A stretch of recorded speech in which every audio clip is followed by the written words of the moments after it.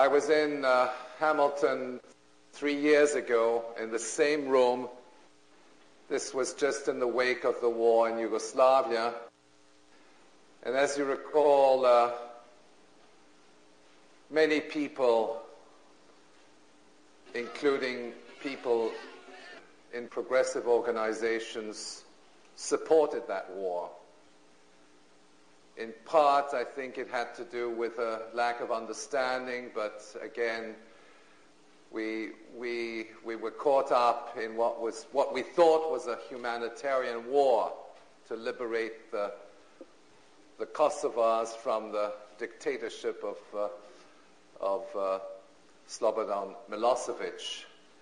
But I think when we look at the history of this entire period, starting in the early 90s, we understand that this is part of a war agenda, and there are several stages in this war agenda. Certainly Yugoslavia was one stage, and Yugoslavia was very important as a stepstone into the Afghan as well as into the Iraqi war for political, geopolitical, economic, strategic reasons.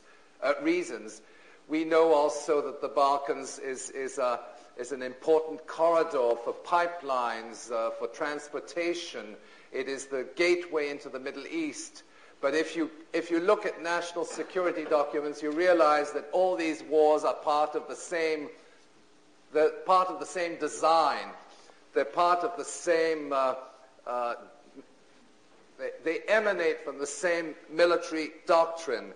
And this is now abundantly clear when we look at what is called the Project for the New American Century, which is this blueprint of global domination, which was published before the accession of Bush to the White House.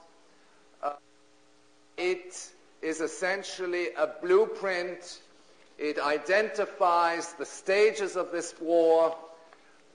If we look at national security documents going back to the Clinton administration, we have evidence that the war in Iraq was already planned. There's Central Command documents, which are part of military strategy, which say very explicitly, Iraq is first, then Iran, extending from the tip of Saudi Arabia up to the Caspian Sea basin. You have a region which encompasses approximately 70% of the world's supplies of oil and natural gas. Saudi Arabia, 26%, Iraq, 11% of total world reserves. That is 5 times those of the United States. And this ultimately is the objective of this war. It is to secure access, control, and ownership over these reserves. It's not the only objective, but it is certainly a key objective. And this region is strategic. And it's not only Iraq, it's the broader region. Now, if you look at this region, you'll notice that it is heavily militarized in the sense that each of these little planes indicates a U.S. military presence. Since the war in Yugoslavia, specifically 1999, with the outbreak of the air campaign, NATO signed an agreement with several former Soviet republics, which is called the GUAM: Georgia, Ukraine, Uzbekistan, Azerbaijan, and Moldova. Explicitly, this military agreement was to protect and secure oil pipelines from the Caspian Sea basin back to Western markets. And in fact, very important to understand that these pipeline routes, they transit across the Caucasus, and then they also transit across the Balkans, which is also a pipeline project controlled by the same multinational companies. And there you can see that the civil war, which broke out in Macedonia in late 2001, was instigated actually by the CIA and by the U.S. military, always using Al-Qaeda as an instrument, as an intelligence asset to create conditions which ultimately lead to the destabilization of these countries. And one group of countries which is very important is Macedonia, Bulgaria, and Albania. And in the case of Macedonia, we know now for a fact that not only had you senior military advisors working with Islamic terrorists, which were integrated into the KLA. In other words, there was a direct collaboration between the U.S. military on the one hand and the Mujahideen, financed by Al-Qaeda, on the other. And it is amply documented that this collaboration took place. So we see that, and I'll try to go through several of the stages of this process. We see that on the one hand, the war is based on securing oil. It's based on securing control over people and institutions. It is also based, there's also a rivalry between the Anglo-American coalition on the one hand and what the U.S. media has called Old Europe, which is the alliance, essentially the alliance between France and Germany. And that confrontation is not in any way limited to the arena of diplomacy, to the Security Council of the United Nations. It's a much deeper division, which has to do with the fact that the oil industry is split down the middle, with the Anglo-American conglomerates on the one hand.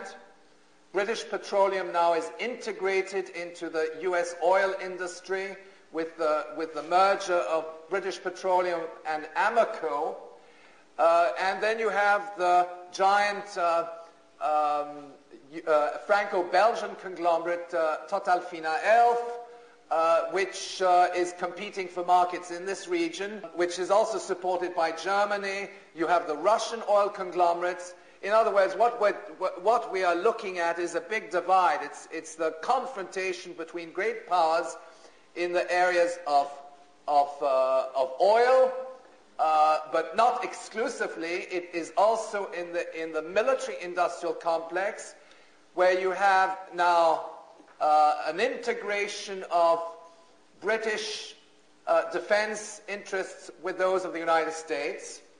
And this explains the relationship between the two governments. It has nothing to do with Tony Blair or George W., okay? It has to do with the fact that British Aerospace Systems is now part of the U.S. defense procurement system, okay? It has exactly the same privileges as the Big Five, Lockheed Martin, Boeing, and so on. Okay? So essentially we're dealing with the big six. So there's an integration at the level of defense production. There's an integration in the oil industry. There's consultations and integration at the level of the military and the intelligence, with the MI5, MI6 collaborating with their counterparts, and so on. So that is what creates this military coalition. And very crucial, it is also the confrontation between competing monetary systems, namely the confrontation between the almighty US dollar on the one hand and the new global currency, which is the euro. This confrontation for control over currency systems is something which is very important, particularly in this region. The United States wants to ensure that the euro, as a new global currency, dominated by the large German banks, the Deutsche Landsbank, the Deutsche Bank, the big French and Italian, handful of European banks, essentially the European Central Bank located in Frankfurt is a project of the German financial establishment. And so that you have a clash in the oil industry, you have a clash in financial institutions. It's very complex. There are lots of overlapping and cross-cutting allegiances. And then you have this split in the defense industry where you have British Aerospace Systems integrated with the big five defense contractors. Incidentally, Canada is part of that through the defense agreements and production sharing arrangements between the two countries.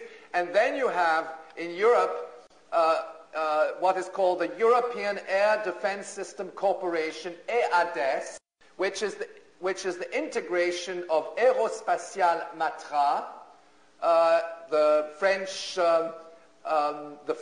conglomerate on the one hand, and Deutsche Aerospace, which is a subsidiary of the powerful Daimler Group. And this has formed a very powerful competing defense conglomerate which does not have access to the US system of procurement, and therefore there's also competition in the production of weaponry. So you have essentially, I mean, these are not all the sectors in which there's conflict between these two economic blocks, but defense industry, oil, and currency systems are the main ones. And this hidden war particularly the hidden war between the United States and France, is something which goes back to the early 90s. It's certainly visible, although it's not reported in the media, in Central Africa, in the Rwandan Civil War, in the Congo, but also in West Africa, and it involves the confrontation of the old colonial powers, particularly France in this case, because Britain is allied with the United States, and the United States, which is establishing itself a colonial empire in Africa, using, again, triggering civil wars through covert operations and so on.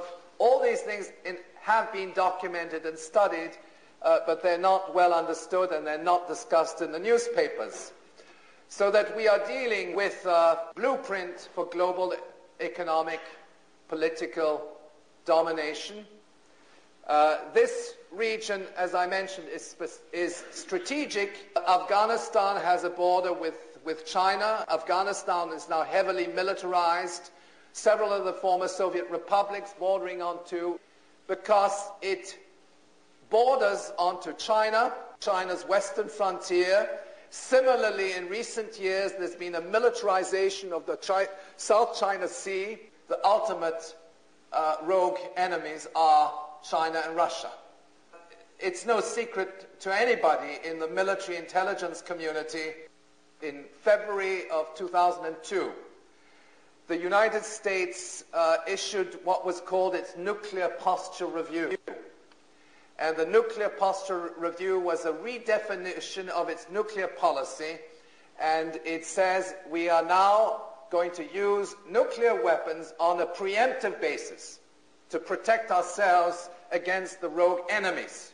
And they actually listed in the statement of this Nuclear Posture Review, they listed, of course, the well-known rogue enemies, the rogue states, Iran, Iraq, Syria, North Korea, Libya, but they also included Russia and China, okay, as stating very clearly that nuclear weapons are directed, nuclear warheads are directed to these countries, which in principle are supposed to be friends of America, at least officially. Now, another important development in this Nuclear Posture Review happened on the 6th of August 2003, which happens to be Hiroshima Day, 58 years ago. A secret meeting was held at the Off-Hood Central Command base in Nebraska, which is really the big sort of military base. They invited representatives from the private sector, Wall Street, etc., to discuss the development of nuclear weapons for preemptive use. And there's been a whole propaganda campaign which has been launched already even before the war in Iraq,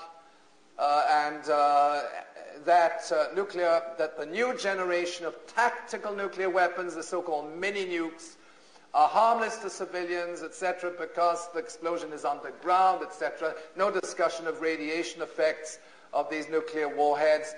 The mini-nukes, they sound like harmless toys, but they have an explosive capacity which varies between 1/3 to 6 times a Hiroshima bomb, and they are to be used in theater warfare, okay, alongside conventional weapons. Their delivery system is similar to that of these so-called bunker buster bombs. And it's interesting, if you read the press carefully, you will have noticed that barely a couple of weeks before President Bush's famous State of the Union address, which was back in February of this year, a White House spokesman said, we will not hesitate to use nuclear weapons if we are attacked with weapons of mass destruction. Okay? That was an official statement of the White House. Now, what's his name? The British Minister of Defense, what's his name? Hoon, yes, Hoon. Hoon made the same statement, made exactly the same statement to the House of Commons prior to the war in Iraq, but his statement was much more explicit and even more frightening, because he said, we will not hesitate to use our Trident nuclear weapons if we are attacked with weapons of mass destruction, knowing, of course, that the weapons of mass destruction were non-existent, okay? Because after all, that intelligence was known at the time, and we knew it, and everybody else knew it, okay? But the fact of the matter is that nuclear war is part of is a military assumption. It is now being developed. It is being developed with the private sector because there's money to be made in that. Of course, we also have, if you look at this broader region, you also come to realize that we're not strictly talking about the nuclear capabilities of Britain or the United States, which in any event constitute the main threat. But we're talking about Israel, which, for the record, in fact, is more advanced than Britain. It's the 5th nuclear power in the world today, not officially, but in terms of the scientific assessments of their capabilities and sophistication is that they're more advanced than Britain in their nuclear technology, and all of the Israeli warheads are pointed to cities in the Middle East as well as Russia. Okay, and so we have here a situation where the war has extended from Afghanistan to Iraq, and now one is hinting that the next stage is Iran, and already, I mean, it's already included in the blueprint of the PNAC, because the PNAC says very explicitly, the PNAC's objective is to, quote, fight and decisively win in multiple simultaneous theater wars. This as a means to achieve the objective of Pax Americana. The war agenda does not stop with Iraq. It is part of a continuous process. It is a project of world domination. There's no question about it. And it ultimately targets China and Russia. It also, in a sense, also targets the European Union. At least its objective is to gain economic and political dominance in relation to competing world powers. So that, I mean, in history, this kind of situation emerges. It's a confrontation between competing empires, and I think we have to understand it in that particular way. And that's why I try to look at it in terms of the various underlying objectives of this war, which is petroleum. It's clear that anybody who gains control over 70% of the world's supplies of oil has a tremendous leverage in relation to any other competing economic power in the world. Okay, and that is certainly one of the objectives of this war. Now, all this is happening at a period at a very important juncture in our history. It's certainly the most severe economic, political, and social crisis of the modern era. There's no question about that. It is accompanied by a major collapse in living standards all over the world, a globalization of poverty, which is not due to scarcity of resources, lack of means, precisely the opposite. It's expansion through destruction. It's the displacement of national economies, local economies, through deregulation, privatization, and so on. Okay? And now, for those of you who have followed the Iraqi privatization program, which has emerged from one day to the next, I think it's very important to stress that everything is privatized with 100% ownership except oil, okay? Except natural resources. But that includes banking, it includes services, education, health, etc. It is no longer something which is negotiated with the IMF. Okay? We might one day feel very nostalgic in relation to the IMF's deadly economic medicine, which was imposed on countries, negotiated and imposed on countries in a multilateral framework. We're not dealing with that. We're not dealing with the World Trade Organization. We're dealing with a finance minister and a minister of trade of Iraq, which emerged from one day to the next, okay? And who then go off to Dubai to a World Bank meeting, and then the following week they're off to the OPEC meetings representing Iraq, when we know for a fact that these people are stooges of the United States, and they're instruments of the United States military intelligence apparatus. But on the other hand, the type of arrangement which is now being put in place in Iraq is not a multilateral type of thing where you have creditors coming in with the World Bank and so on. It is a colonial structure where the U.S. government and the U.S. Treasury will set the stage for how the economy is going to be revamped. And in fact, it's interesting in this particular context that a spokesman for the British Chancellor of the Exchequer, Gordon Brown, actually said, well, they weren't even informed of this privatization program until it was announced, okay? Which suggests that America is not consulting its partner in the coalition, which is technically involved in this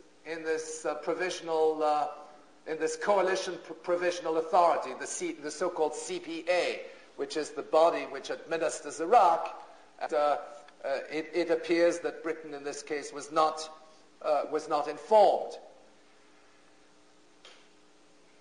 An unfolding economic crisis within our own economies, which is triggered by the massive redirection of resources to the military-industrial complex and the war economy. We can see it happening. There's a run on the dollar. We can see the tremendous shift from civilian from the civilian sectors into the military, the implications of this war economy on social services is likely to be absolutely devastating. We can see also massive budget deficits accumulating due to the expansion of military budgets, and contrary to the 1930s, because I think we have to also start comparing this situation with that of the 1930s in Germany. Okay? This is a movement towards fascism. It's a slide towards fascism. It is supported on its militarization on the outside, internationally. Inside, it is the establishment of the police state under the Patriot legislation. This police state apparatus is unfolding, and in fact, what you have is the militarization of civilian institutions. We brought out a very interesting study in the magazine, which has to do with the fact that in the United States they're repealing legislation which prevents the military from entering into the spheres of civilian police and justice. It's called the Posse Comitatus Act. It goes back to the Civil War. It's a very fundamental principle that the Pentagon, that the military do not intervene in police functions or in the judicial.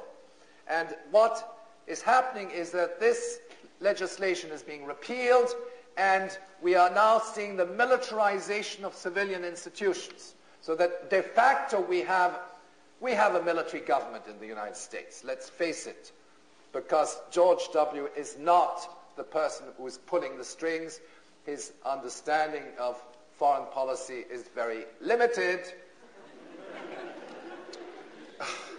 I don't know what the standards are at McMaster University, but I guess they're the same as they are at the U of O, but well, maybe higher.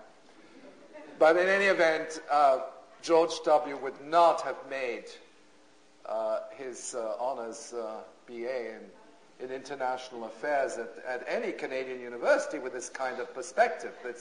The guy does not know where Afghanistan is, okay? And he is briefed on a daily basis by CIA Director George Tenet. We talk about political puppets. Well, we have these public relations puppets. And quite frankly, I prefer George W. to Wesley Clark, okay? I mean, if I had to choose, if it ever came down to that, because Wesley Clark is actually a very much more astute military man, who is responsible for war crimes in the Balkans, for having ordered the destruction of civilian infrastructure, hospitals, schools. We have it well documented that Wesley Clark is a war criminal, and George W. is just a puppet. Now, how does all this relate to September 11? Okay? Well, it relates in a very direct way, because in every political statement by the Bush administration, 9/11 is the justification for waging these wars. It's the war on terror. And the war on terror is part of the national security doctrine. And the war on terror, the military campaign against Afghanistan, was decided on the evening of 9/11. On September 11, at 11 o'clock at night, they had decided to wage war on Afghanistan, and the justification and the pretext was that Al-Qaeda had attacked the World Trade Center. If you go through the documents and the chronology discussed in my book, where I provide a review of the meetings which were held on that evening, that decision was made. It was probably made several years before, because you don't simply improvise the war in Afghanistan from one month to the next, okay? But let's say that it was made public on September 11, or at least in the morning papers of September 12th, and it was and the news dispatches were sent out. Mythical figure of Osama bin Laden. Everybody says Al-Qaeda is behind these terrorist attacks. And there's a lot of discussion as to whether Al-Qaeda is behind these terrorist attacks. I won't necessarily get into that. But I think what must be understood is that Al-Qaeda is not an outside enemy. Okay? Al-Qaeda is a creation of U.S. foreign policy. And is what the CIA calls an intelligence asset. The Al-Qaeda, which means the base, or the origins of Al-Qaeda go back to the Soviet-Afghan War. It was a CIA initiative to recruit Islamic brigades, setting up the madrasas, in other words, the Quranic schools, the training camps in Afghanistan in the context of the Soviet-Afghan War. This was a Cold War initiative. It was launched under the presidency of Jimmy Carter, for which he got the Nobel Prize. Okay. Now, you might say, so in other words, Jimmy Carter, the Carter administration launched a secret operation. The National Security Advisor was Brzezinski, and they created Al-Qaeda. They created the Islamic Brigades. And Brzezinski doesn't actually deny it. I have an interview here. He says, yes, it was an excellent idea to do that. You know, we funded the brigades. We brought in the Wahhabi sects from Saudi Arabia, which set up the training camps, and then it was financed by drug money and so on and so forth. All this is documented. Actually, nobody, even within the CIA, will actually deny it. But the official story is he went against us. We supported Osama. We supported Al-Qaeda. It was for a worthy cause. It was during the Cold War. And in the post-war era, Al-Qaeda has turned on its sponsors. In intelligence jargon, that is called the blowback. It's when an intelligence asset goes against the sponsors, which in this case is the American intelligence apparatus. So that essentially the CIA is the ill-fated victim of this, with Osama going against us. Okay? And that is in a sense, it's a missing link, because the blowback says, yes, it is an outside enemy. We helped them initially. He went against us. They can't deny the historical record. But I can tell you that this is simply a big lie.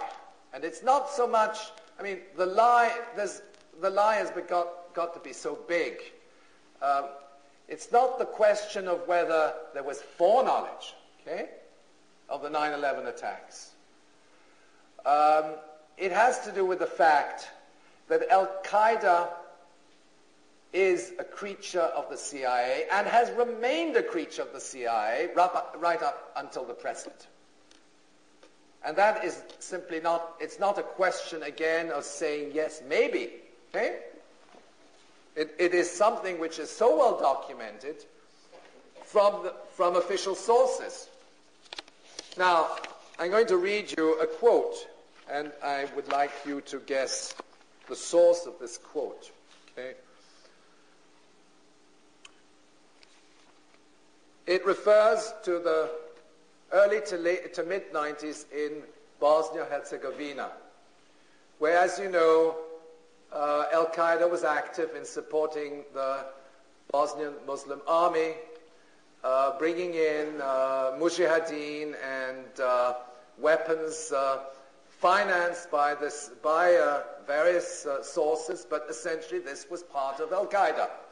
And the report says the following: the Clinton administration's hand-on involvement with Islamic networks' arms pipeline included inspection of missiles by U.S. government officials. The Third World Relief Agency, a Sudan-based phony humanitarian organization, was a major link in the arms pipeline to Bosnia. TWRA is believed to be connected with Osama bin Laden. There you have the Clinton administration collaborating with an organization which has links to Al-Qaeda. This document is a public document, but it was not. They decided to keep it, more or less private to themselves because they wanted to discredit Clinton for his affair with Monica Lewinsky. Okay, and I know that there was discussion within the Republican Party to trigger an Osama Gate, a Bosnia Gate, Osama scandal, which would then backlash on the Clinton administration and accuse Clinton of collaborating with Islamic terrorists. Okay? A bit like the Iran-Contra scandal. And it was decided within the Republican Party not to pursue that particular course because that was their course. That was the continuity of foreign policy right from the beginning. Okay? And it could backlash and it would destroy the continuity. So they preferred to go for the easy Monica Lewinsky scandal, which would denigrate and discredit the administration for something which is admittedly not as serious as collaborating with the terrorists. Okay, but I mean, we have numerous evidence. We have many points of evidence of collaboration between agencies of the U.S. government, the military and intelligence in particular, on the one hand, and the Al-Qaeda network. These do not date back to a bygone era. Now, what's the source of this document? It's the Republican Party. In other words, the Republican Party, it's a 1997 document.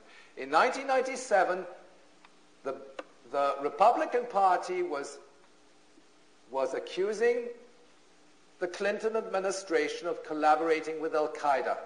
They go back to 2001 or 2000, at least the last firmly documented joint military operation between Al-Qaeda and the Pentagon dates to August 2001, barely a month before the 9/11 attacks, where in the context of the civil war in Macedonia, where you had within the same paramilitary formation, terrorist paramilitary formation, so-called National Liberation Army, you had mujahideen sent in by Al-Qaeda with senior military officers detached by the Pentagon and who were there under a contract with military professional resources, a private mercenary company, but they were U.S. military, okay? And they were working together. We have the photographs and we have statements by the Macedonian Prime Minister which actually accuses the United States of supporting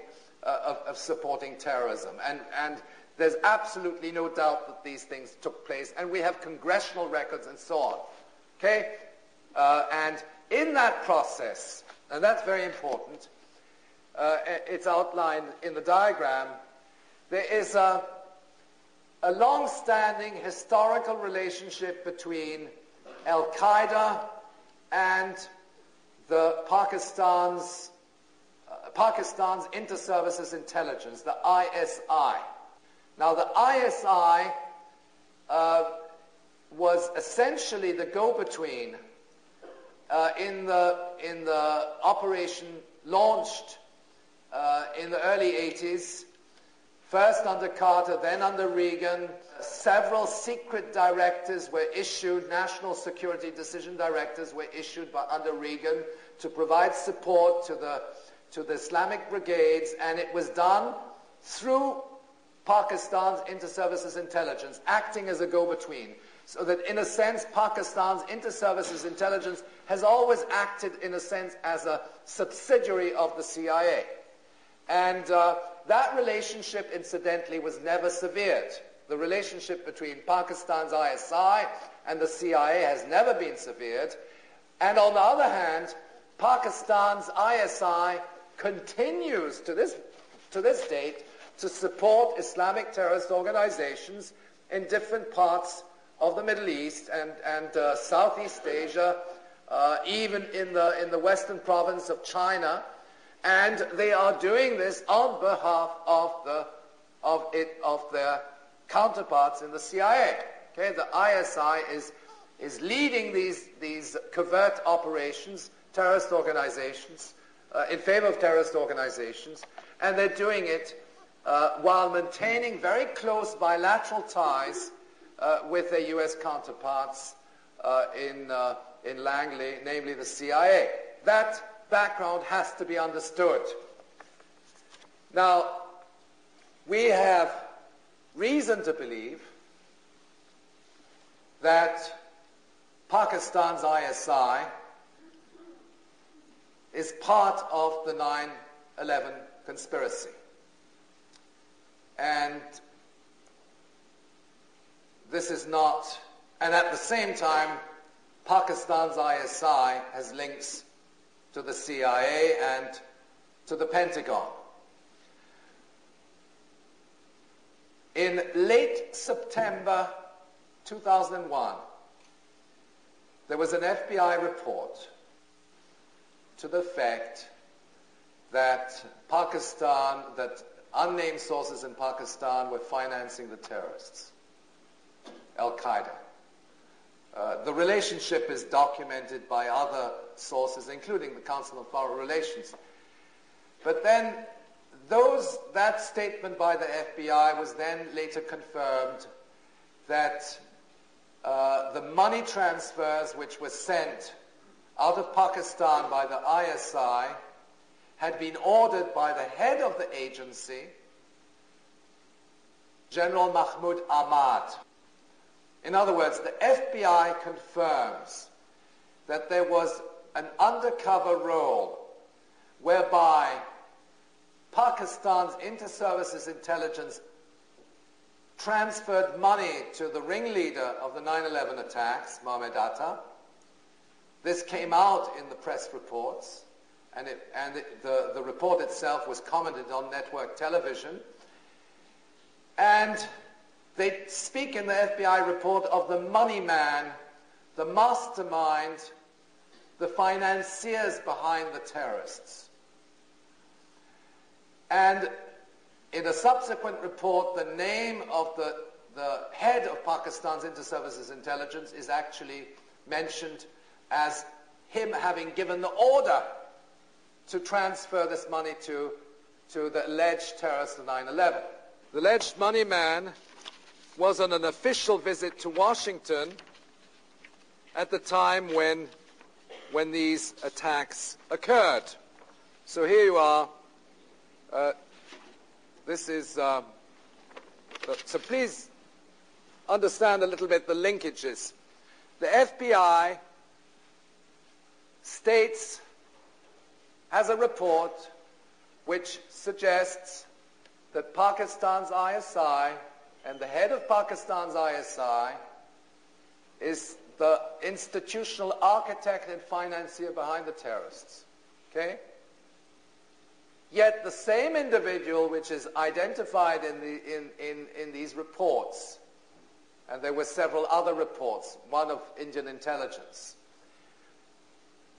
is on an official visit to Washington. In other words, the money man behind the terrorists, General Mahmoud Ahmad, which is head of Pakistan's inter-services intelligence, an organization which has continued to support terrorist organizations for the last 20 or 30 years, since the early 80s, is on an official visit to Washington from the 4th to the 13th of September. On the 9th of September, the leader of the Northern Alliance, General Shah Massoud, is assassinated. It's a kamikaze assassination 2 days before 9/11. And the official statement of the Northern Alliance, which was transmitted to the U.S. government, accuses the ISI of having instigated this assassination. It's interesting that all this, of course, is very carefully acknowledged by the U.S. media. In fact, the Washington Post states very clearly in an editorial which came several months later, they point to the fact that this general who was met at the very senior levels of the Bush administration, meeting two individuals who are now in charge of the inquiry, Senator Bob Graham and Representative Porter Goss. Okay? And it just so happens that on the morning of 9/11, the two individuals who are now entrusted with that investigation and who have produced this 800 or 900-page report with 28 missing pages, well, these individuals were having breakfast with the money man on the morning of 9/11. The U.S. media gives us the evidence that the ISI is behind it. The Council on Foreign Relations has documented it, but they don't connect the dots to the extent that they say, how come this money man is received red carpet treatment in Washington and meets virtually everybody in the Congress and the Bush administration and so on and so forth.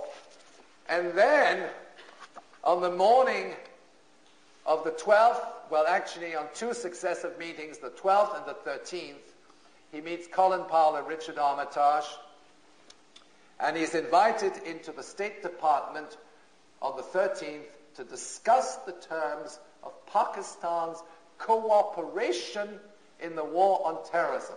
Okay? So bear in mind, you have this money man behind 9/11 is invited into Colin Powell's office, and there they discuss how the money man can help in going after terrorists. It's a bit like asking Al Capone to help in going after organized crime. It's the same, it's the same procedure, but in other words, Pakistan's inter-services intelligence, which is the institution behind these terrorist organizations, is also the organization which ultimately is going to serve the interests of the U.S. government in going after the terrorists. And the conclusion one draws, apart from all the other evidence which has accumulated, the stand-down orders, the mystery surrounding the collapse of the World Trade Towers, the collapse of WTC 7, for instance, which is shrouded in mystery, the cover-ups, and so on and so forth. All of this suggests that, first of all, that the foreknowledge issue is a red herring. Okay, it's there to mislead people, because what it does is it says, oh yes, well, there were failures, intelligence lapses, etc. The FBI didn't do its job, or the CIA we didn't know, but we didn't know when they were going to hit us, etc. Of course, they knew. Okay, intelligence assets which collaborate with the U.S. intelligence apparatus are known to their sponsors. This is not an outside enemy, it is an inside enemy. Even if these groups have a certain degree of autonomy, they are instruments of U.S. foreign policy, the instruments of the U.S. military intelligence apparatus. On the 10th of September, Osama bin Laden was admitted to the military hospital in Rawalpindi, Pakistan. Now, anybody who's been to Rawalpindi knows that it's swarming with U.S. military advisors. Okay? The whole place it's the base of the Pakistani military and so on. And nobody of that stature, Osama bin Laden, would be able to enter into the hospital without some connections at the very senior levels of the military intelligence apparatus.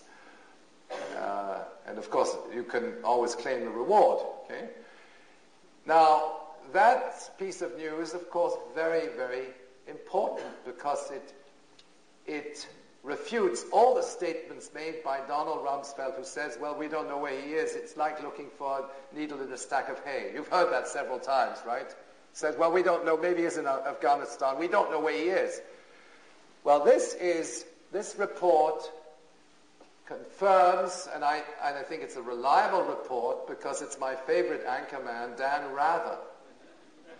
CBS News reporting from Rawalpindi, Pakistan. Now you see, Dan Rather again does not draw the implications of his reports. He goes to the hospital, interviews the people, sends back the images and so on. We have the transcripts of this report, and he says here, Dan Rather reporting from Rawalpindi, Osama was hospitalized on the 10th, and that was only 24 hours before the 9/11 attacks. And then but he doesn't connect the dots and say, well, Donald Rumsfeld is a big liar, okay? Because if Dan Rather says that he was there, either Dan Rather is a liar or Don Rumsfeld is a liar. Somebody is lying, okay? But if Osama was there one day before these attacks, we could have gone in and arrested him in his hospital bed in Rawalpindi, and this would have saved a lot of time and energy and so on and so forth. But obviously that was not part of the agenda which the US military intelligence establishment want to achieve. So what these incidents suggest is, in effect, that the whereabouts of Osama bin Laden, this mythical figure, are known to the intelligence community, have always been known. He could have been arrested on numerous occasions. The history suggests that Al-Qaeda is an organization which was created by the CIA, and that those links have been sustained ever since. And it makes a tremendous difference in the way we understand these events. We have to understand that the war on terrorism is fabricated. It is a complete fabrication. But at the same time, it is the doctrine which justifies all these actions, both internally and internationally. The police state inside, the militarization of the Middle East and Central Asia. On the other hand, it's part of the national security doctrine. It is a big lie. And it's perhaps the biggest lie in US history, and it is absolutely essential that a consistent anti-war movement reveal the lie. We can't simply go around saying, and that's why I say the war and 9/11 have a relationship, because 9/11 is the basis which justifies the war on terrorism and this war of conquest. And you might find people, even among progressive organizations in Canada, who say, well, you know, I think I'm against the war in Iraq, but I think we should go after this guy, Osama bin Laden, okay? We have to weed out the terrorists. I think that's I support Bush on the terrorist thing, but I don't think we should invade Iraq, etc., etc. And bear in mind that throughout the propaganda campaign was to try to establish links between terrorists and their sponsors, namely the Iraqi authorities, and so that you had a very consistent propaganda campaign which was there day after day, telling us that America is under threat and so on and so forth. And in the last speech of Bush in the General Assembly, and his previous speech that he made a few weeks ago, he is now using a new term which is called the civilized world. Okay, we in the civilized world. So this, I think, is essential that we build this understanding, that it be part of a consistent anti-war movement. An anti-war movement cannot be based solely on anti-war rallies. We have to consistently create an organizational structure, a network which spreads across the land, of grassroots, educate our fellow citizens, spread the word, establish committees at the local level, perhaps a far less dramatic way of building an anti-war movement, and because what happens with these big rallies, they take place and then subsequently people go home, feel good that they've done something, but we need the organizational structures. We have to question the legitimacy of the main political and military actors behind this war project.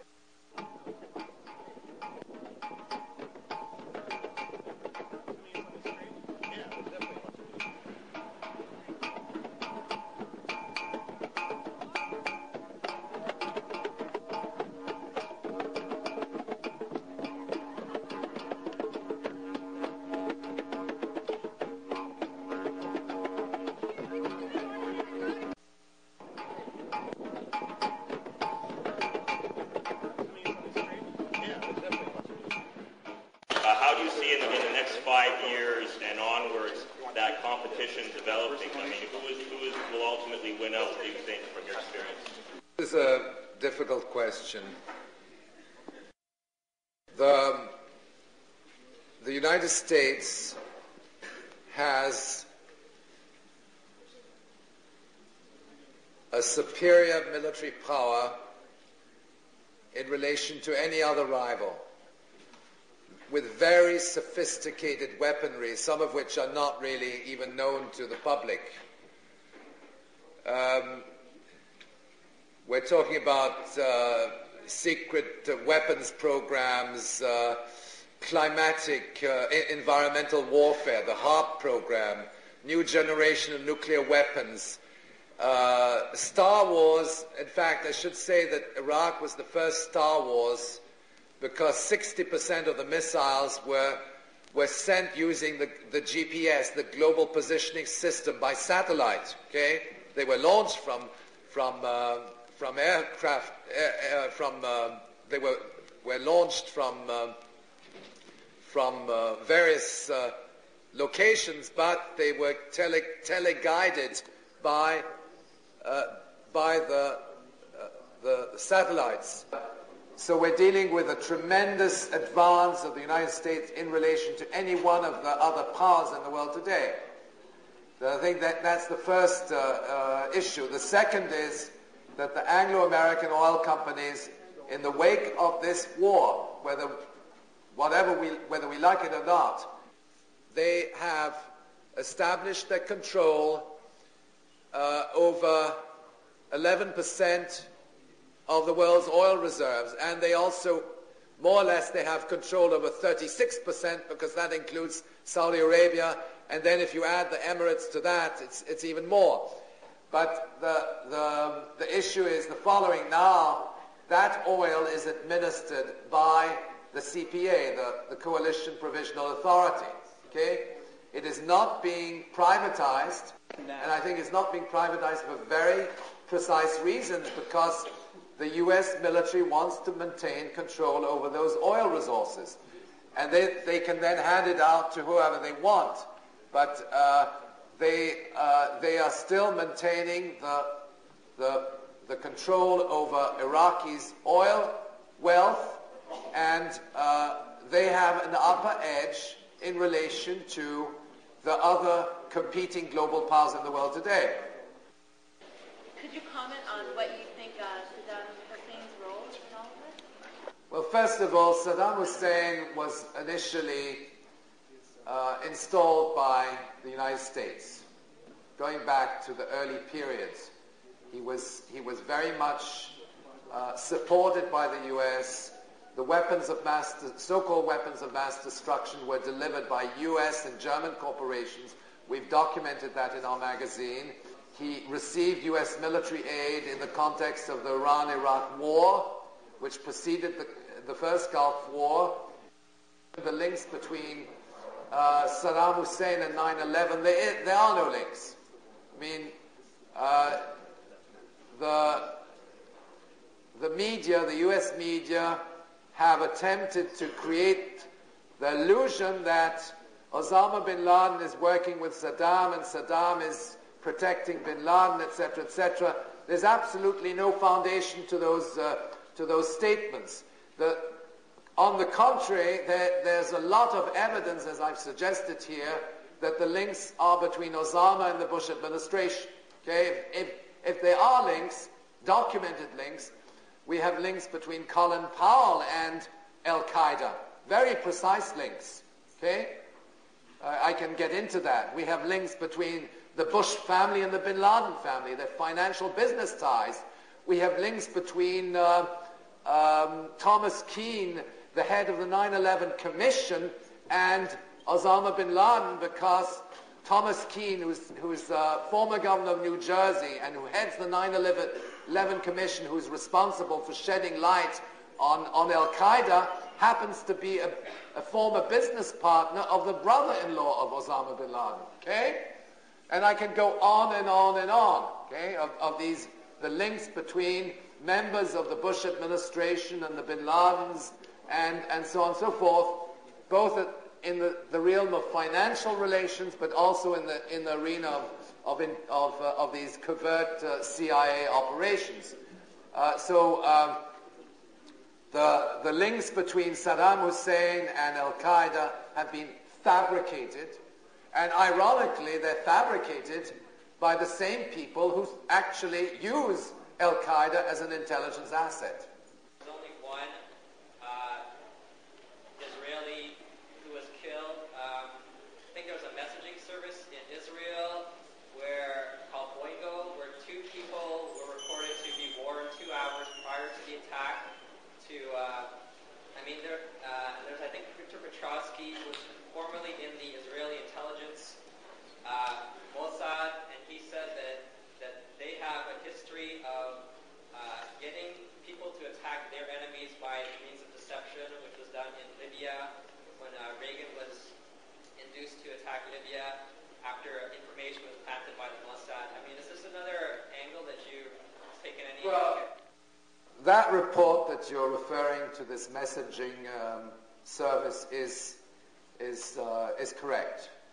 That there were email messages which confirmed that the attacks would take place several hours before the attacks took place, and that's on record. But there are many other indications. There's the inside trading on airline stocks, which took place on the 8th, 9th, 10th of September, and where financial institutions made billions of dollars in short selling, what we call short selling the stock of airline companies, so betting on collapse. This is for people who trade in options, they know exactly, it's a put option on a stock. Now, with regard to these killing people as a means to justify particular foreign policy initiatives, this is nothing new. There's the most well-documented case of this is a secret blueprint of the Joint Chiefs of Staff, which is called Operation Northwoods. Now, Operation Northwoods was a secret plan to blow up an airplane and to kill people in the Cuban community in Miami, and then blame it on Fidel Castro as a pretext to invade Cuba. Okay? It sounds, you could make a movie out of it, but it is actually that. Those documents have been declassified. They're available on our website, and actually we published an article in the magazine, in the first issue of the magazine. Operation Northwoods was precisely that. It was to It was to create civilian casualties, and I quote from the document, a useful wave of indignation would follow. Obviously, France, Germany, Belgium are not stupid. They know what's going on. Why does the EU insist on expanding eastward, like especially when Poland is over and over again referred to as America's Trojan horse in the EU? Do they see anything there? Do they think they can overcome America's influence over the Eastern European states? Or are they just going into the... Well, you see, there are two processes taking place simultaneously. One is called European enlargement, which is the integration of new members into the European community and new associate members, okay, in which the countries of the former Soviet bloc of Eastern Europe are candidates for full membership in the European Union. And there's another process which is called NATO enlargement. And NATO enlargement is to bring these countries into the orbit of NATO, but mainly of the United States, in the form of military agreements and so on. And these two processes are, in a sense, competing with one another.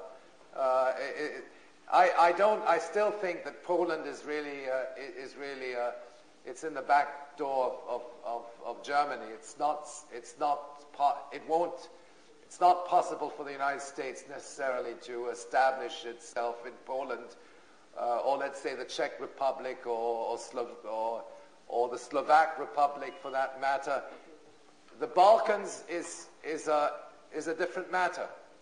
Croatia is in the German orbit, Montenegro, Serbia possibly in the orbit of Germany, Macedonia, Bulgaria, Albania are in the US orbit, and that has a lot to do with pipelines. So there's a struggle for territorial control. The euro is the currency in all those. The euro is being used as a proxy currency in the Balkans, in Eastern Europe. It's not being used, the dollar is being used in some of the former Soviet republics of the Caucasian region, Azerbaijan, Georgia, the Tajik Republic, and so on, where there's, if you look at the map that I put up initially, you'll see how the U.S. military has expanded into that region. And I was wondering if you would make, say, a comparison between what happened in that week and the Nazis setting fire to the German parliament. It's much more sophisticated. There's that analogy has been made by many authors. And in fact, there have been other analogies. We've also drawn an analogy between 9/11 and Pearl Harbor. Okay? We know it's documented that the United States knew that Pearl Harbor would be attacked. Okay? And they let it happen. It's somewhat different because it was still the Japanese Air Force that did the bombing. Okay? But they knew it, and we have intelligence documents to prove it. In the case of 9/11, we have so much information which the information doesn't necessarily tell us who did it, but the information refutes the official narrative in many ways, and it shows that there was cover-up and complicity of key members of the Bush administration. I'll give you another example. I mentioned the role of the General Mahmoud Ahmad. Okay? Now, if these guys didn't have anything to hide, how is it that when Condoleezza Rice had her press conference, which was held just in the wake of, you remember the May 16th press knew when the foreknowledge issue hit the tabloids? That was about a year and a half ago, in May of 2002. She gave a press conference, and then there was an Indian journalist who asked the question. He said, is it true that that the head of Pakistan's inter-services intelligence was in Washington at the time of the attacks and had meetings with you and other people, etc., etc.? Important piece of information. How come that sentence was withdrawn from the transcripts. I went through the audio transcripts and the video transcripts, and then I went through the written transcripts, and when they said, is it true that, and then blank inaudible was in Washington. It says, Dr. Rice, are you aware of the reports at the time that inaudible was in Washington on September 11, and $100,000 was wired to Pakistan to this group here in this area? Okay? The money man behind 9/11. So that was inaudible. And then there was another I looked at the CNN transcript, and then I looked at the White House transcript, and they're both inaudible. Then I went to the original tapes, and I listened to them, and they're clear-cut, and I checked with a third transcript, the federal document system. They give the correct transcription. So what do they have to hide? Why are they hiding this information? Why can you find these documents? If I was behind a mastermind like this and preparing such a long time since the Soviet-Afghani war to get to a solution at the end, I wouldn't want you to find this information. Certainly the internet has provided us with information which we could never have dreamt of knowing about it 5 years ago.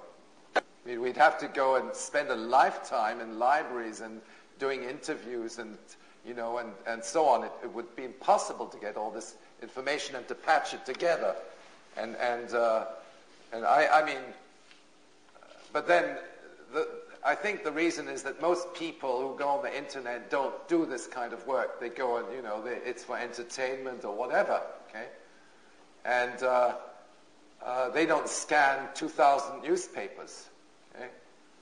I can tell you, I scan 2,000 newspapers to get this kind of information. I use Lexis, which is a very sophisticated search engine, which most probably your university library has. And I suggest you use that, because the internet itself won't give you everything.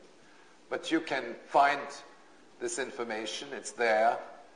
The thing is that the official statements and the media tell you everything you need to know, as long as you can cross it with other information and you can scan through it. The problem with the media is that they provide information and then they refute the information that they provide. Okay? In the same way as Dan Rather says, I'm here in Rawalpindi, and Osama was here on the 10th. He was hospitalized for a kidney condition. But Dan Rather doesn't say, Don Rumsfeld, you're a liar. Or he could have said it politely. It seems that this information refutes the statements of the Secretary of Defense, Donald Rumsfeld, who says that we can't find him. It's like looking for a needle in a stack of hay. But he would lose his job if he said that. What I don't understand is, how could House of Representatives in the U.S., how could the Senate, all these different systems that were created by the civil services in U.S. Hundreds of years ago, which were, I believe that was based on true democracy back then. How could they ignore such evidence? I mean, you managed to find them out. They're government officials. They're on both sides of the spectrum. People in the U.S. Congress, on both sides of the House, know the information that I presented to you here. Some of them don't dismiss it, or they haven't analyzed it, but certainly the people who sit on the committees, they know. They know. The people who sit on the Intelligence Committee, the Armed Services Committee, they know about this. The thing is that we're not strictly dealing, we're dealing with the criminalization of the state, where the people who are part of the state system, the legislature, the presidency, the various agencies, are complicit in this consensus. They also are complicit, also supportive of the seat of power within that that system, so that they support their president in the same way as we support the Canadian government.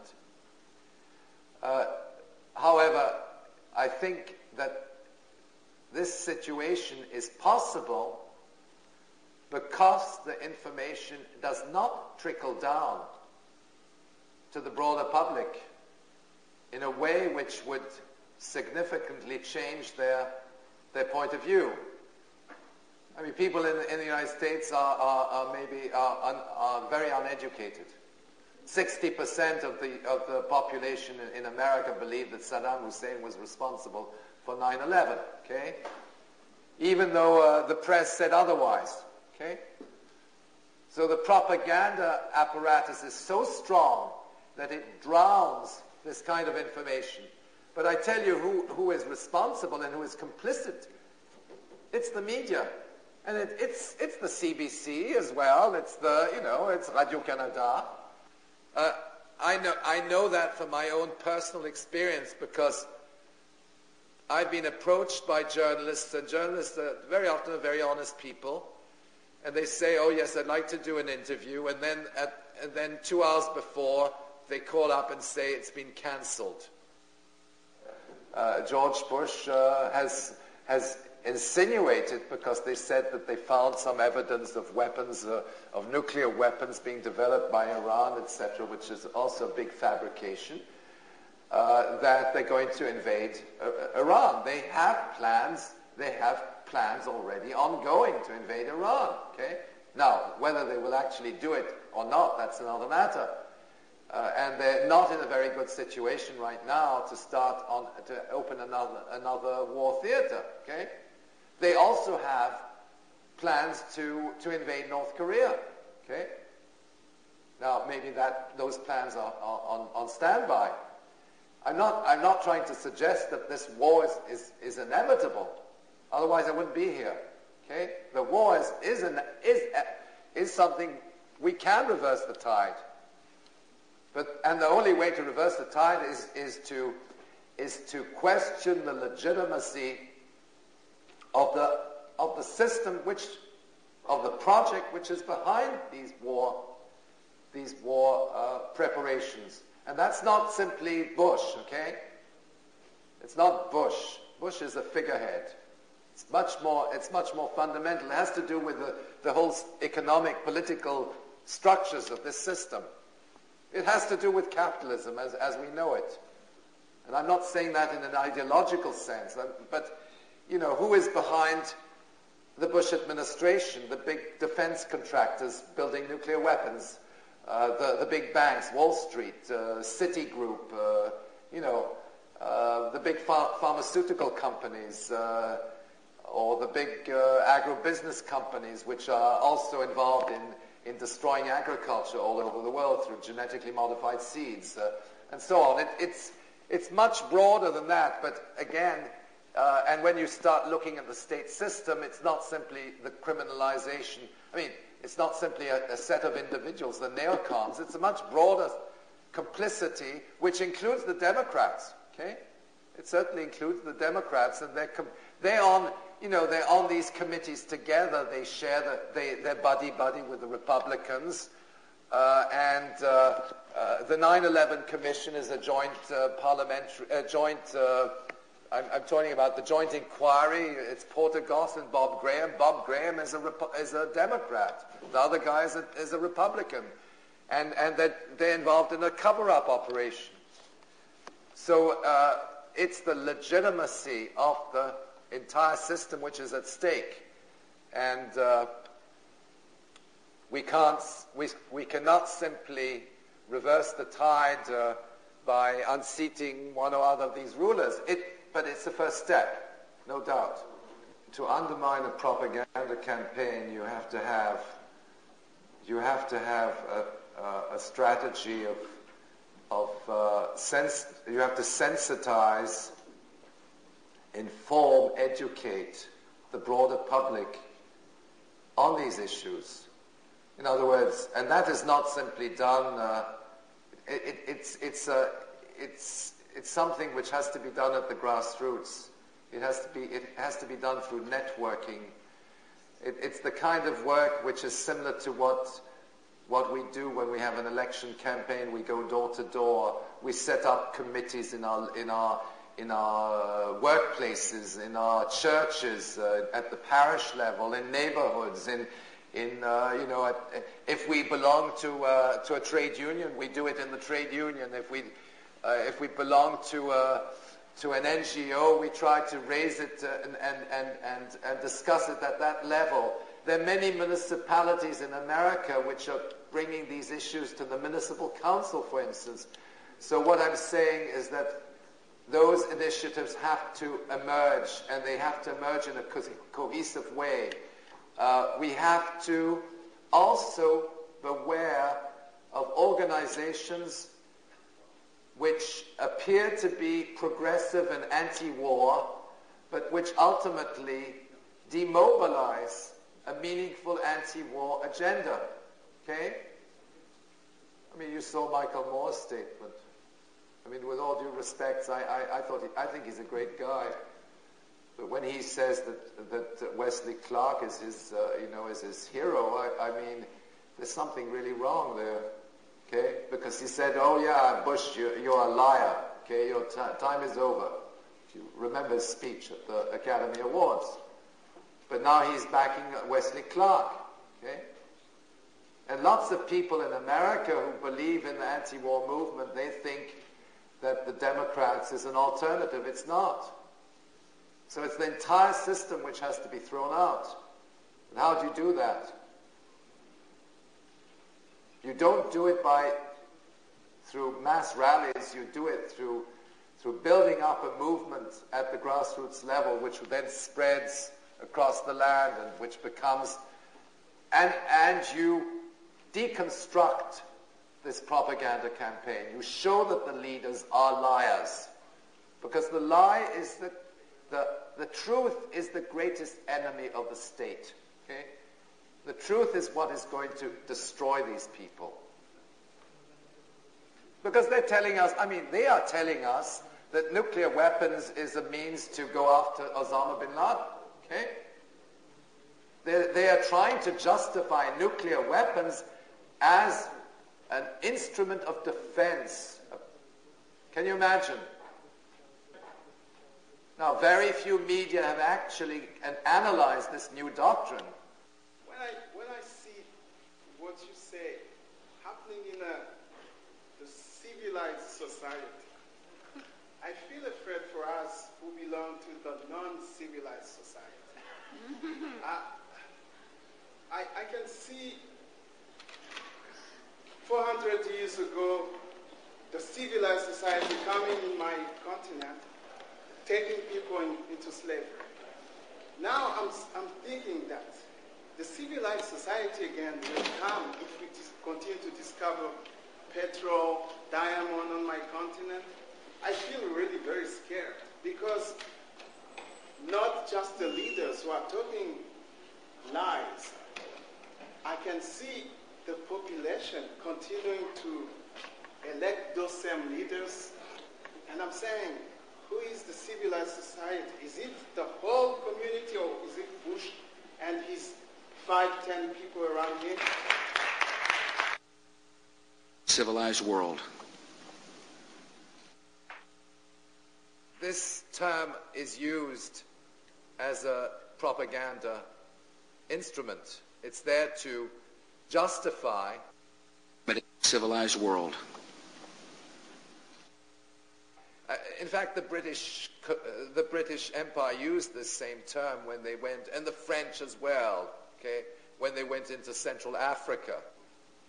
It is very disturbing that these terms are used, particularly when we bear to the important heritage of the regions of Asia and Africa, which have civilizations which predate anything in North America, going back 6,000 years. I spoke about the Anglo-American axis, but Israel is part of that military axis, even though they're not part of the military coalition. They don't have troops inside Iraq, at least not officially. But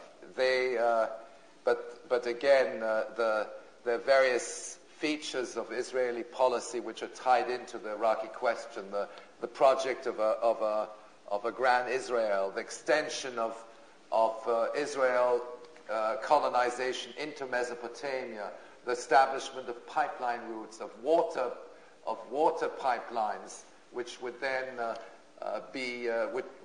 in other words, the water resources of Mesopotamia, the Euphrates, would be used by Israel, and so on. All these things have been articulated to the extent that we can't really look at the Iraqi situation without an understanding of what's going on in Palestine. There are several war theaters within the Middle East, and the war in Palestine is part of that broader process. With regard to war pretext incidents, Sharon's defense advisor, General Dagan, put together a plan. It's called the Dagan Plan, which was actually formulated prior to Sharon's election, which is precisely to create civilian deaths and to use these civilian deaths on both sides, but civilian deaths on the Israeli side, which would then create the useful wave of indignation which would be used for further militarization, occupation and colonization of the Palestinian territories. This Dagan plan became what was called Operation Justified Vengeance. That's its translation from the Hebrew. It was a plan of the Israeli Defense Force devised by Dagan, and it has a scenario. It's an intelligence operation. It has a scenario of civilian deaths. They actually planned how many people would die over a particular period, and what this would do in terms of justifying particular actions against the Palestinian people, and of course ultimately against the Palestinian Authority. And we see where this has led us, where Israel now states that as an official policy that they want to assassinate Arafat, and the United States has put its veto to a resolution in the Security Council which condemns Israel in its planned assassination of Arafat. So in effect, the United States has supported this policy. If you identify that the United States military occupation, let's say, of Iraq or Afghanistan is the source of people's suffering, not to mention all the economic policies which are imposed on 160 countries around the world under the IMF auspices, that one should ultimately oppose this type of system, which is war and globalization. Okay? It's neoliberalism, and it's militarization, it's criminalization of the state, it's the derogation of fundamental human rights, and then you build your society.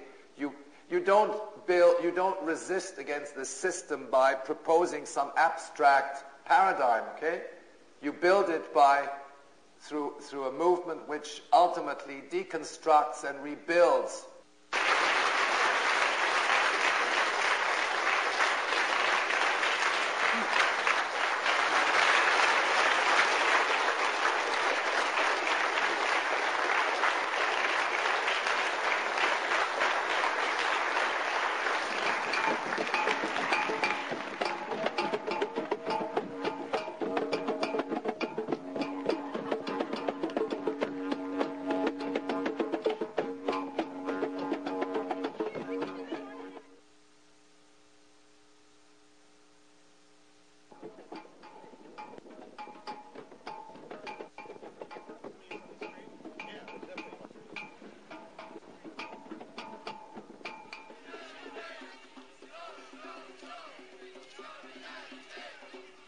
Counter-discourse is a very important instrument in supporting regimes, in supporting governments, in supporting war agendas, because it's a way in which you manufacture dissent, which ultimately provides legitimacy to the established order.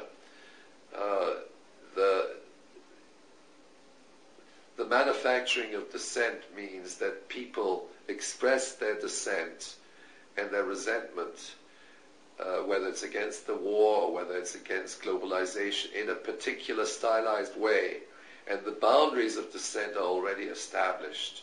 So in other words, again, they will say, I'm against the war, but I think Saddam Hussein was a bad guy.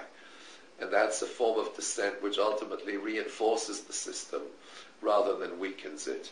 And in other words, there's a big strand of opposition within America, which ultimately, by making this kind of statement and analyzing in a particular way these occurrences, are in fact supporting the New World Order agenda. Not necessarily Bush, but they're saying, okay, well, we don't like Bush, but then the Democrats will come in. In other words, they want the system to remain afloat, and they don't realize that ultimately there's nothing which is going to there's nothing in their positions and in their activism which is going to reverse the tide of the military-industrial complex, of the new drive towards nuclear weapons.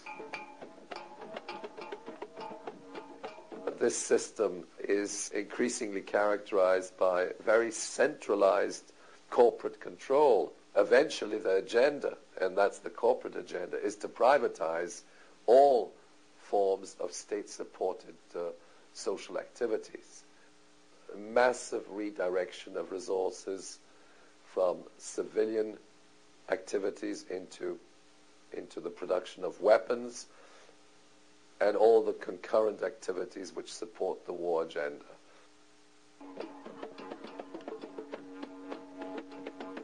There are lower levels of demand within the system because there are lower levels of employment, and the important thing there is that this military-industrial complex doesn't create jobs. It's not comparable in any way to the 1930s or 40s, where the war economy was the basis for getting out of the Great Depression. Okay?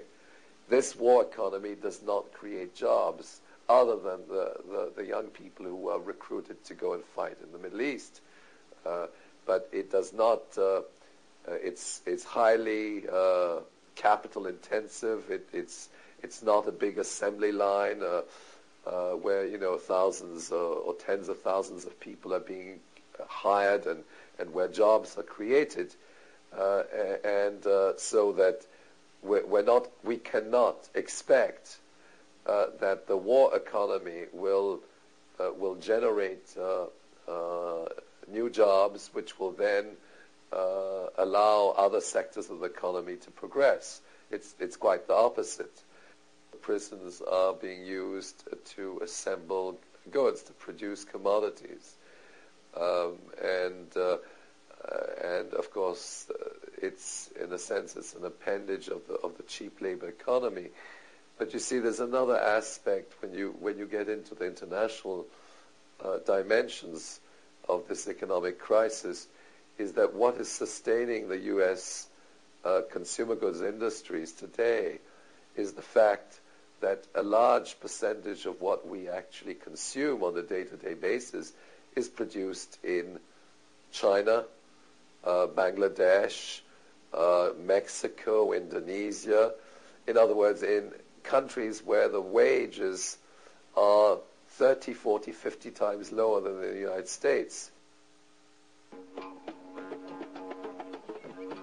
People who are pulling the strings in the background, the big corporations, the big Wall Street banks, the military-industrial complex, they want to ensure the continuity of this system. And the way to do that is to pull the plug on a president who is discredited in the eyes of public opinion, and then ensure the transition to a new, a new group of people, a new set of political puppets who will then perform, perhaps with a slightly different agenda, but ultimately supported by the same economic corporate interests that operate behind the scenes. I think that's really what is important to understand, is that the Bush administration and even members of Bush entourage, senior Bush officials, are instruments. They're not ultimately the architects of this war agenda. During the Clinton administration, all these war plans were already on the agenda. The national security doctrine of the Clinton administration clearly points out that Iraq is a priority.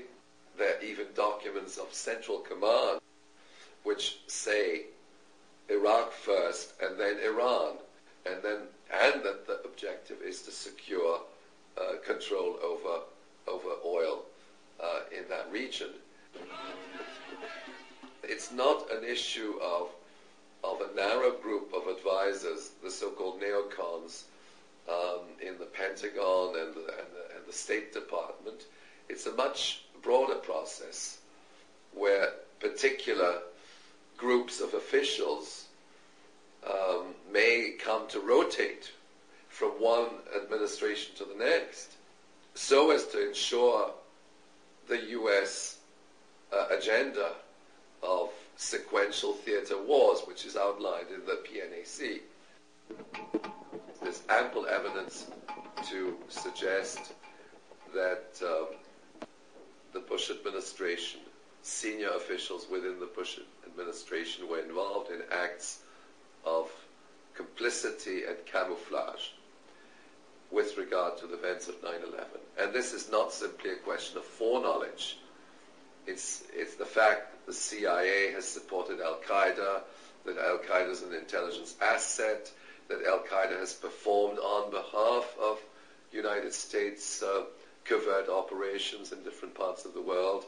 It's not a blowback to the era of the Cold War. Once you recognize that Al-Qaeda is a creature of U.S. foreign policy and of the U.S. Intelligence apparatus, your understanding and perceptions on 9/11 are totally different to what they might be in the case where you're, an anti-war activist who wants to change the course of foreign policy, etc., etc. Because the lie ultimately behind this camouflage and complicity is so grotesque.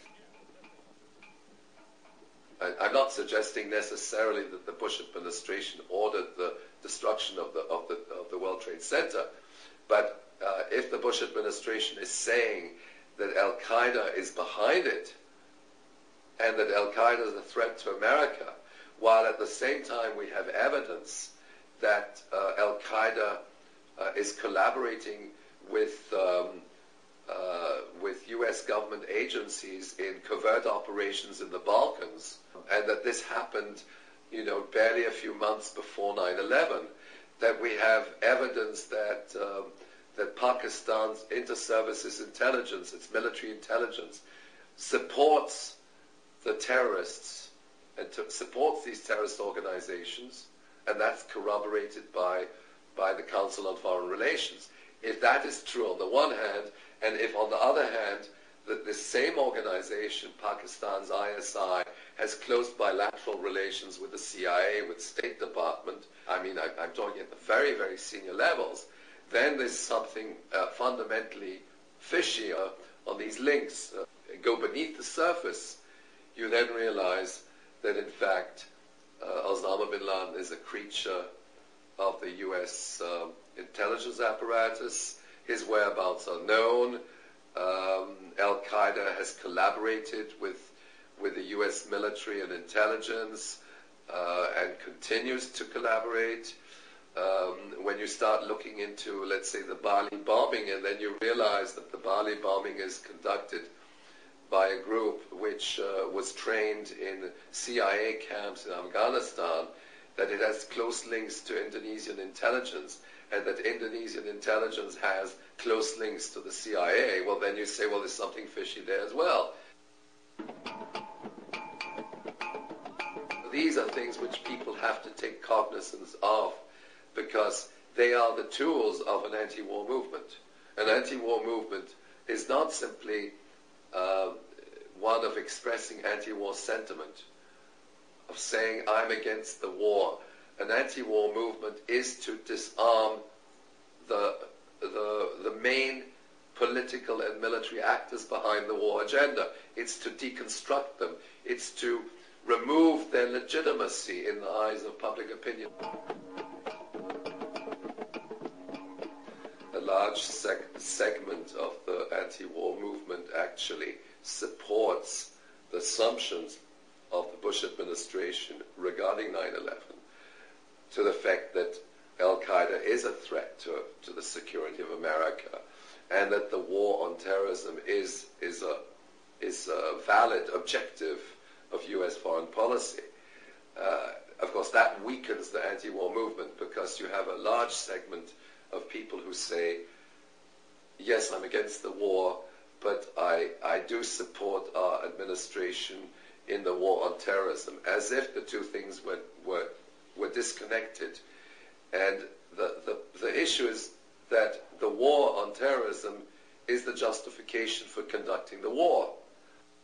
Namely 9/11 and the hoax behind 9/11 and the government camouflage and conspiracy behind 9/11 becomes the instrument for waging a war on the so-called sponsors of terrorism, the state sponsors of terrorism, which are the countries such as North Korea, Iraq, Iran, and so on. There is no doubt that Saddam Hussein now has weapons of mass destruction. There is no doubt that he is amassing them to use against our friends, against our allies, and against us. And then you have this propaganda campaign which attempts to link a relationship between, let's say, Saddam Hussein and Osama bin Laden. It's a failure to understand what is behind 9/11 as in fact, a conspiracy on the part of the U.S. government. In the 1980s, in the context of the Iran-Contra scandal, where Oliver North, of course, was indicted, along with Defense Secretary Caspar Weinberger, they were the visible personalities in the scandal, but the individual, the person within the U.S. military who actually played a very key role was Colin Powell, because Colin Powell signed the release forms for the transfer of weapons from logistics to Iran, and with the proceeds of those weapons sales, they funded the Mujahideen, the Islamic brigades, as well as the Nicaraguan Contra. And we also know that Richard Armitage was behind that as well. So these individuals have, over the years, played a role in the process of support, of building and creating these Islamic brigades. And today they say, Colin Powell in the United Nations Security Council will go in and say, we have to go after the terrorists. Saddam Hussein is linking up with Osama bin Laden, they're buddies, and so on. The fact of the matter is that after September 11, on September 13th, when the head of Pakistan's ISI, General Mahmoud Ahmad, was invited into the State Department to negotiate the terms of Pakistan's cooperation in the war on terrorism, he negotiated with Colin Powell and Richard Armitage. There were meetings held behind closed doors on the 12th and the 13th of September with the head of Pakistan's Inter-Services Intelligence. Yet at the same time, the Bush administration knew, the FBI knew, the CIA knew, that this same individual was behind transfer of money to the terrorists, as confirmed by an FBI report published in late September. They also knew of the historical link between the ISI and the terrorists. Obviously, they knew because they're behind it. The CIA is at the pinnacle of this relationship. CIA, ISI, Al-Qaeda. That understanding, I think, is crucial. In an anti-war movement, we have to understand that the main political actors are criminals. They are war criminals, but they're involved in a process of deceit, using the instruments of intelligence, presenting the war on terrorism as an objective of U.S. foreign policy, when in fact they are the architects of these terrorist organizations. It's not simply going into the streets and saying, I'm against the war, please get out of Iraq. The way to organize an anti-war movement, the way you do that is to show that these people are criminals in the eyes of public opinion. And you reverse the consensus. The consensus is that the Bush administration is a legitimate government. It has made mistakes. It may have acted on the foreknowledge that something might have happened on 9/11, but there were failures and lapses and so on. That's the kind of consensus which is unfolding. I don't think that public opinion or even the anti-war movement is saying that this administration, these people should be arrested, okay? And they should be arrested in terms of their own legislation, their own laws that they are themselves enacting. If U.S. public opinion were to understand that the Bush administration is complicit, that the Bush administration was involved in acts of camouflage, that the Bush administration is responsible for the deaths of the people on September 9/11, 2001, the whole process would collapse like a deck of cards. The leaders behind this agenda would not have a leg to stand on. But we must not fall into the trap of revealing the links of a handful of individuals within the Republican Party or the Bush administration, when in fact the complicity is much broader.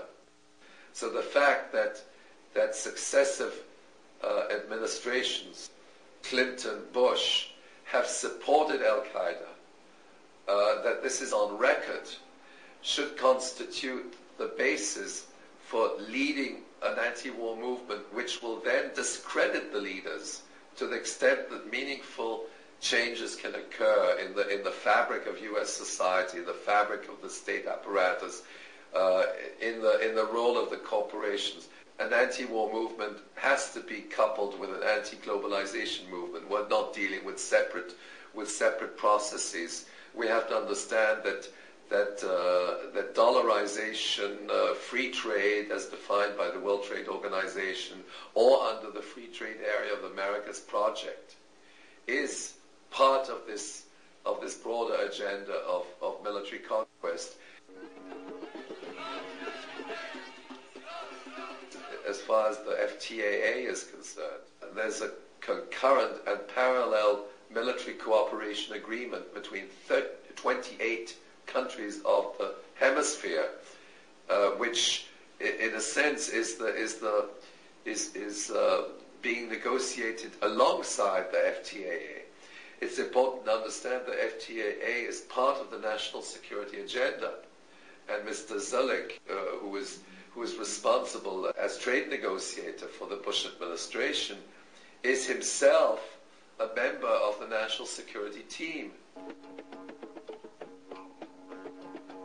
The veto to the resolution of the United Nations suggests that the Bush administration is criminal, because they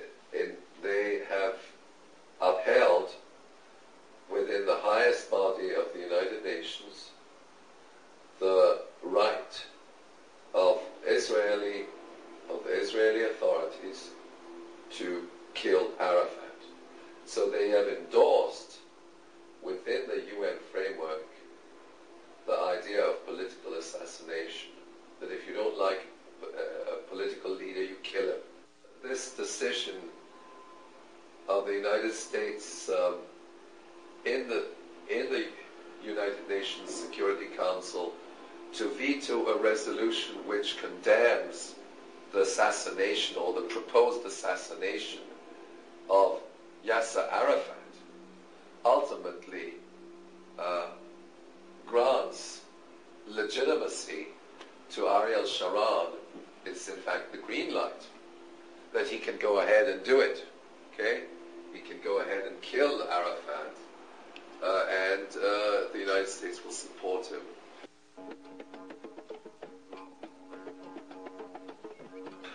This diplomatic stance, because it's within the arena of the United Nations, is not very intelligent.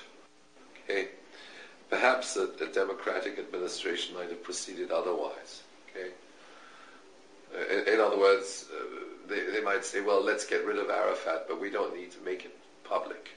We don't need to plaster it on the tabloids that we're in favor of killing him. Okay? That is the nuance maybe between a Republican administration and a Democratic administration. This administration is not particularly good in international diplomacy. It states its agenda very clearly. Says, we don't like this guy, we'll go out and kill him. Okay, he's a threat to America, let's go and kill him. He's a threat to peace in the Middle East, let's kill him and ensure continuity.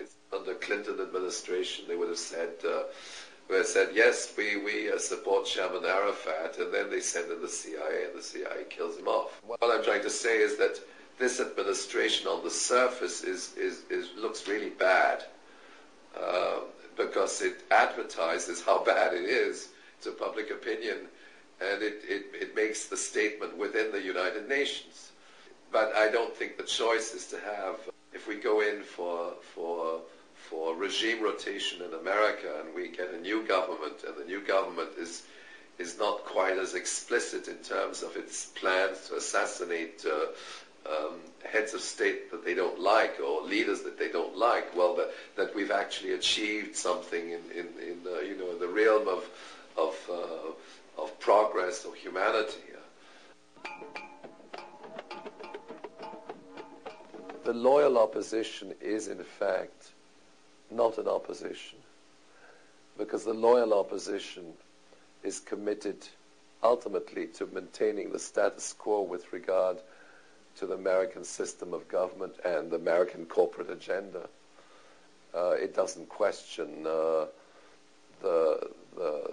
fact that Wall Street can take over health services and education, that the main thrust of the U.S. economy is the weapons industry, that civilian activities are being destroyed with a view to beefing up the military-industrial complex, producing nuclear weapons, and so on and so forth.